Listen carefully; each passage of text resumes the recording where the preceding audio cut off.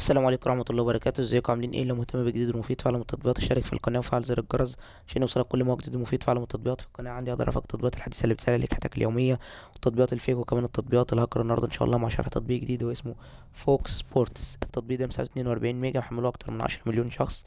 التطبيق ده تطبيق خاص بالرياضة او بالمجال الرياضي وبكرة القدم وكل مجالات الرياضة. بتقدر من خلال التطبيق ده ان انت تتعرف على اخبار كرة القدم المحلية والعالمية والدول والفرق اللي انت بتشجعها والمنتخبات اللي انت بتحبها وبتحب تتفرج عليها وتعرف اخبارها واخبار اللعيبة المحليين والدوليين وكل حاجة عن الرياضة بالذات كرة القدم.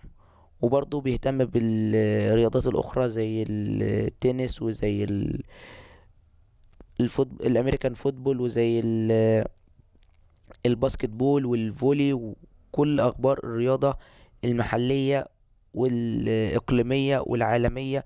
وتقدر تتابع فريقك وتقدر تعرف المباريات القادمة امتى. وتقدر لو فريقك لعب مباراة وانت ما شاهدتهاش تقدر تعرف اهم الاخبار وتشوف اهم الهجمات والاجوال او الاهداف. كل ده بتقدر ان انت تعرفه وتقدر انت تحصل عليه من خلال التطبيق السهل البسيط ده. ده الغرض من التطبيق وده فايدة التطبيق. مشكلة التطبيق ان هو بيتضمن اعلانات وبيطلب منك الاشتراك وشراء التطبيق، بالاضافة لان التطبيق بيكون باللغة الانجليزية. بالاضافة لان التطبيق يعني في بعض الناس بتشتكي منه ان هو اسعار الاشتراكات فيه غالية ومش بيجيب فيديوهات للمباريات، يعني الاجوال والاهداف والهجمات المهمة والحاجات دي كلها مش بيجيب ليها فيديوهات. يعني بيكتفي بس ان هو يعرفك ان كان في مثلا هجمة في الدقيقة الفلانية والهجمة دي جابت هدف او الهجمة دي ما جابتش هدف او الهجمة دي جابت ضربة جزاء، وبيعرفك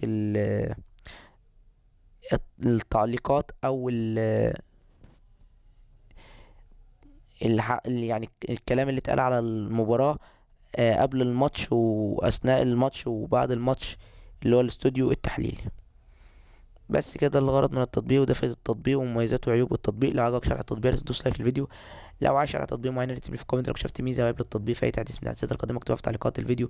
بمناسبه لو اكتشفت ميزه وعيب اكتبها في تعليقات الفيديو.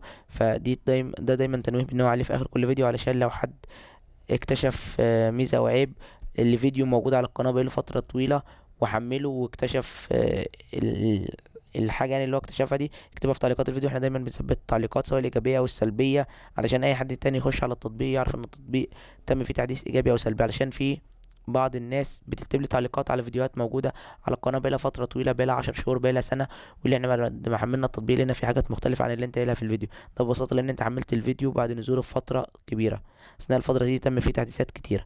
اما لو انت شفت الفيديو بعد نزوله بيوم بيومين باسبوع بشهر هتلاقي كل الحاجات اللي انا قايلها سواء الايجابيه والسلبيه هي اللي موجوده في التطبيق. اما لو انت لقيت الفيديو موجود على القناه وموجود بقاله فتره طويله وانت خايف تحمله علشان ما يكونش فيه حاجات مش هتعجبك او حاجات مش هتكون متوافقه معاك، فانت ممكن تكتب لي في تعليقات اي فيديو تقول لي اشرح لي التطبيق ده مره كمان، او تراسلني على الفيس او على الماسنجر على الاكونت باسم مراجع برامج وانا انزل لك فيديو شرح مبسط ومفصل للتطبيق، مميزاته عيوبه ازاي بيشتغل ازاي تشترك فيه ازاي تلغي الاشتراك، كل حاجه عن التطبيق. وشكرا، سلام عليكم.